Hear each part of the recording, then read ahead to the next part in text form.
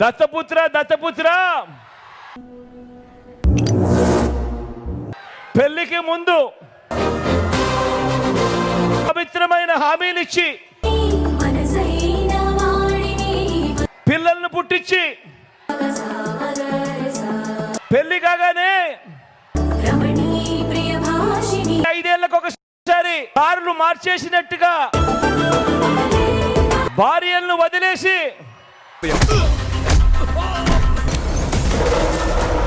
నియోజకవర్గాల్ని కూడా అలవోకగా వదిలేస్తా ఉన్నావు. ఏం మనిషివయ్యా నువ్వు అని చెప్పి ఆయనను అడిగా. దత్తపుత్రుల్లో కూడా ఈ మధ్య కాలంలో బీపీ బాగా కనిపిస్తా ఉంటది. ఒకసారి చేస్తే పొరపాటు, మళ్ళీ చేస్తే దాన్ని అలవాటు అంటారయ్యా దత్తపుత్ర. నువ్వే వెలిగించేది, నేను వెలిగిస్తా. పవిత్రమైన సాంప్రదాయాన్ని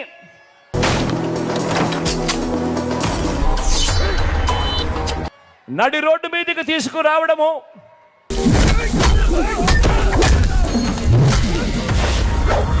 ఆడవాళ్ళ జీవితాలను నాయక్ పెళ్ళం అంటే చులకనగా చూపించడము ఘోరమైన తప్పు కాదా అని అడుగుతా ఉన్నాను. నాయక్లో సగం కాదు, నాయక్కి డబుల్.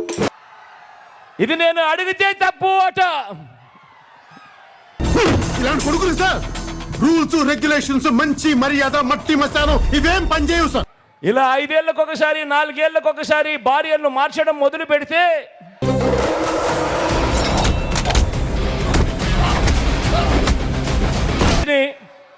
నువ్వు చేస్తా ఉన్నది తప్పు కదయా అని అంటే చాలు,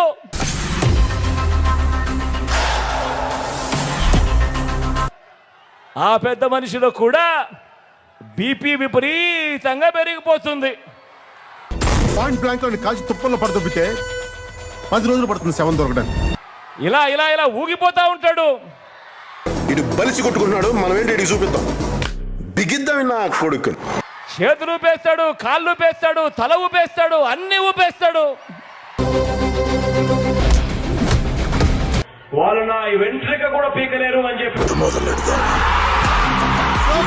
తీసుకొని పళ్ళు రాళ్ళ కొడతాను కొడకల్లారా ఒకడికి చెప్తున్నా.